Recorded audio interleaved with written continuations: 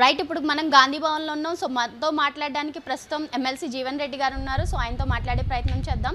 So, ఏదైతే హరీష్ రావు గారు మనకి ప్రాజెక్ట్స్ అయితే కేసీఆర్ గారే తీసుకొచ్చారు. అసలు తెలంగాణకి వాటర్ తీసుకొచ్చింది, ప్రాజెక్ట్స్ తీసుకొచ్చింది కూడా కేసీఆర్ గారే అని అంటున్నారు. సో, దాని మీద మీరేమంటారు? కాదమ్మా, ఆనాడు ప్రాణహిత నది జలాలను కేవలం ఒక్క లిఫ్ట్తో ఏదైతుందో ఎల్లంపల్లికి చేరవేసి ఎల్లంపల్లికి వెళ్ళి మొత్తం తెలంగాణ ప్రాంతమంతా కూడా సాగురిటమయం చేయబడే విధంగా ఏదైతుందో కేవలం 38,000 కోట్లతో నిర్మాణం పూర్తి చేయబడే విధంగా కార్యక్రమం రూపొందించిందమ్మా. ఇవాళ అదే ఏదైతుందో దాన్ని మూడంతలు పెంచేసింది. ఇవాళ ఏదైతుందో నువ్వు 148 మీటర్ల ఎత్తున అంటే మీ మహారాష్ట్ర ప్రభుత్వంతో కుదుర్చుకున్న ఒప్పందానికి అనుగుణంగా originally it was design for 152 metre.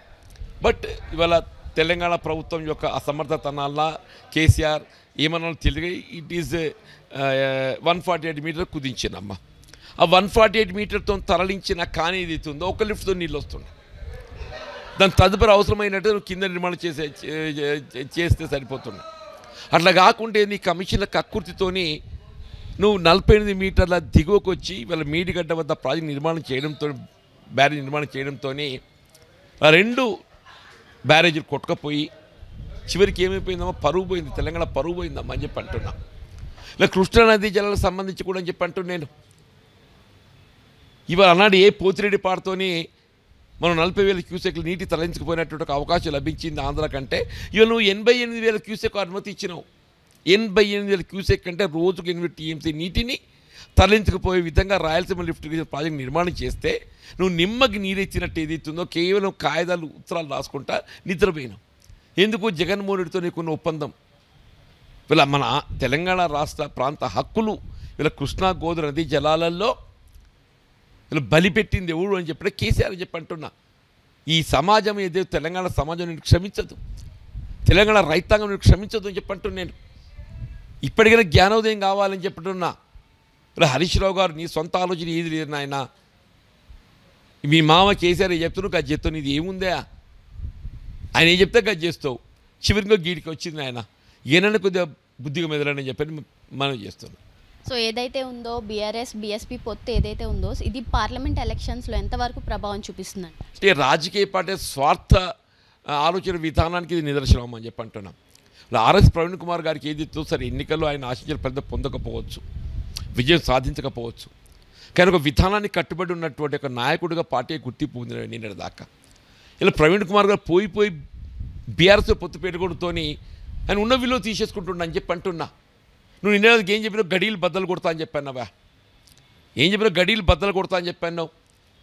ఇలా తెలంగాణ నిరుద్యోగ యువత ఇవాళ ఆకాంక్షలు నెరవేర్చలేకపోయిండు, ఎవరికి ఉద్యోగ అవసరం కల్పించలేకపోయిండు, తెలంగాణ ద్రోహిగా పరిగణించిన నువ్వు పేర్కొన్నావు కేసీఆర్ని. పోయి నువ్వు కేసీఆర్ సంకలు చొత్తావే నువ్వు కేసీఆర్ సంకలు ఎప్పుడైతే చొచ్చి అది ఒక ఆలోచన చేస్తున్నావో అటు దళిత సమాజమే కానీ నిరుపేద వర్గాలే కానీ యువతే కానీ ఎవరు కూడా నిన్ను క్షమించరని చెప్పి అంటున్నాను. సో హరీష్ రావు గారు ఏమన్నారంటే తెలుగుదేశం కాంగ్రెస్ ప్రభుత్వం హయాంలో ఉన్నప్పుడు తెలంగాణ నుంచి ప్రజలు వలసలు వెళ్ళేవాళ్ళు.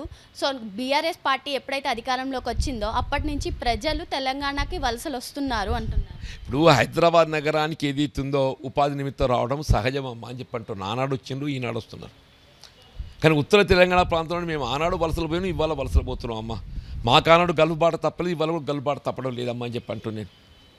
హరీష్ రావు గారు ఆయన గురించి మాట్లాడుకుంటే ఎవరి గురించి మాట్లాడడం మాకు తెలియదు. కానీ ఏదైతుందో ఉపాధి అనేది హైదరాబాద్ నగరం కేంద్రం కాబట్టి సాఫ్ట్వేర్ రంగం లోపల నువ్వు చేసిన పనికి ఏదైతుందో తెలంగాణ ఇక్కడ నిరుద్యోగ యువతకు లభించాల్సిన హక్కులు ఏదైతుందో ఈ ప్రాంత నిరుద్యోగ యువతకు కల్పించబడకుండా వాళ్ళ హక్కులు ఏదైతుందో నువ్వు తెలంగాణ రైతులో కట్టబెట్టడంతో వలసలు అక్కడికి వెళ్ళి ఇక్కడికి వచ్చినాయి, కొనసాగుతున్నాయి.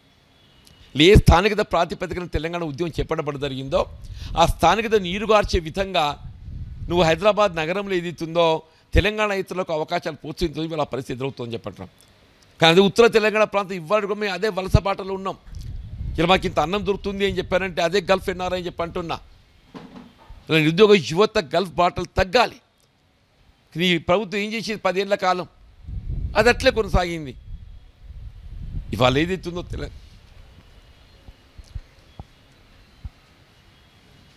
రాష్ట్రం ఏర్పడ్డ తదుపరి ఈ ప్రాంతం నిర్లక్ష్యానికి గురి కావడం జరిగిందో ఆ నిర్లక్ష్యం తొలగింపబడే విధంగా ఒక యువతకు ఏదైతుందో ఉద్యోగ మార్గాలు, ఉద్యోగ అవకాశాలు కల్పింపజేయబడే విధంగా ఇటు ప్రభుత్వ పరంగానే అటు స్వయం ఉపాధి పథకాలే కానీ ఒక ప్రాధాన్యతను కల్పింపజేసి స్థానికంగా తన కట్టుకున్న భార్య కన్న పిల్లలతో నివాసితమై ఉండే విధంగా ఈ ప్రభుత్వం, ఈ పార్టీ దోహదపడుతుంది, యువతకు అండగా నిలబడుతుందని చెప్పని మనం చూస్తున్నాం.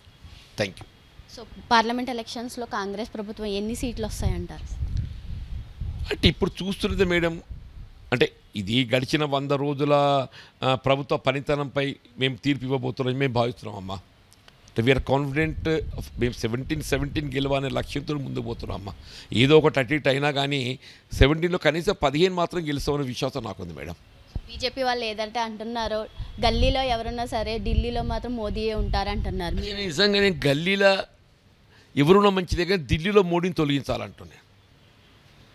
గల్లీలో ఎవరున్నా మంచిదే, ఢిల్లీలో మోడీని తొలగించాలి. ఎందుకంటున్నా అంటే మేడం, వాళ్ళు నిజంగానే ప్రభుత్వం అంటే ఎవరికి నిరుపేద వర్గాలకు తోడు నిలబడాలి, యువతకు తోడు నిలబడాలి. నువ్వు ఏం పేర్కొన్నావు? సంవత్సరానికి 2 కోట్ల ఉద్యోగాలు ఇస్తా అని చెప్పినావు అమ్మ. 2 కోట్లు అంటే 10 ఏళ్ల కాలం లోపల 20 కోట్ల ఉద్యోగాలు భర్తీ చేయాలి. చేసినవా? 20 కోట్ల నిరుద్యోగ యువత ఇవ్వాలంటే కూడా ఏదైతుందో ఉపాధి లేకుండా ఇవాళ వాళ్ళు ఏదైతుందో అదే కూలీ నాలి చేసుకొని బతుకుతున్నామని చెప్పి అంటున్నా. ఇవాళ పెట్రోల్, డీజిల్ ఏదైనా నిత్యావసర వస్తువుల ధర అనేది దానిపై ఆధారపడి ఉంటామని చెప్పండి. రవాణా అన్నాడు $105 బ్యారెల్ క్రూడ్ ఆయిల్ ఉన్ననాడు 2014లో మీకు డీజిల్ ఇట్ వాజ్ 50-55 ఉండే madam. Petrol it was about 70-75. అదే క్రూడ్ ఆయిల్ ఇవాళ ఏదైతుందో అంతర్జాతీయ మార్కెట్లో 70-75 రూపాయలకు దిగింది. అంటే ఈ మీకు పెట్రోల్ డీజిల్ ధర తగ్గాలన్నా పెరగాలి? తగ్గాలి. ఏమైంది వాళ్ళ? పెట్రోల్ ఏదైతే 108-110 రూపాయలు, డీజిల్ 98-99 100 రూపాయలమ్మా. అంటే సామాన్యుడి మీద డీజిల్పై 30 రూపాయల భారం అధికమైంది, పెట్రోల్పై 30 రూపాయల భారం అధికమైంది. ఇదే నువ్వు సామాన్యుడు చేసిన మేలు. ఆడబిడ్డలు తల్లి, ఆడబిడ్డలు అని చెప్పి అంటున్నాను. నేను కుకింగ్ గ్యాస్ కూడా నువ్వు రాయితీ కల్పించలేకపోతున్నావు అని చెప్పి నీ ప్రభుత్వాన్ని ఏమనాలని చెప్పి అంటున్నా. అటు నిరుద్యోగ యువతకు ఉద్యోగ అవకాశాలు లేవు. సామాన్యునికి, రైతాంగానికి ఏదైతుందో కనీస మద్దతు ధరకు చట్టబద్ధత కావాలంటున్నాడు. Minimum support price, price assurance, చట్టబద్ధత. ఇలా సంయుక్త కిసాన్ మోర్చా ఆధ్వర్యంలో ఏదైతే ఢిల్లీ సరిహద్దులు ఏదైతుందో ఇలా సంవత్సరాల తరబడి ఉద్యమం చేస్తున్నామని చెప్పి అంటున్నా. అటువంటి రైతాంగానికి ఏదైతే కనీస మద్దతు చట్టబద్ధత లేదు. వ్యవసాయ కూలీలకు పని కల్పింపి చేయబడే విధంగా ఎన్ఆర్ఈఎస్ కార్యక్రమం రూపొందించిన మన యూపీఏ ప్రభుత్వం. నీ గత ఆర్థిక సంవత్సరం 72,000 కోట్ల బడ్జెట్ ఉంటే ఈ సంవత్సరం ఏమైందమ్మా? It is reduce to 60,000 crores. దేశం వెలుగుతుంది. ఎక్కడ వెలుగుతుంది? పెట్టుబడిదారి వర్గాల ఇళ్లలో వెలుగుతుంది. అంబానీ, అదానీ లాంటి వాళ్ళ ఇళ్లలో వెలుగుతుందని చెప్పి అంటున్నా. మోడీ ఎవరికి వెలుగు? అంబానీ, అదానీ లాంటి పెట్టుబడి వర్గాలు వెలుగు అని చెప్పి అంటున్నా. నేనే తమ్మని చెప్పి అంటున్నా. గల్లీలో ఎవరైనా మంచిదే, ఢిల్లీలో మాత్రం ఏదైతుందో మోడీ ఉండొద్దని చెప్పి అంటున్నా. మోడీ తొలగిస్తేనే నిరుపేద వర్గాలు బాగుపడతాయి అమ్మా. Thank you. So MLC Jeevan Reddy గారు చెప్పిన విషయాలు అయితే చూసారు కదా. సో ఇలాంటి అప్డేట్స్ కోసం చూస్తూనే ఉండండి V5 న్యూస్.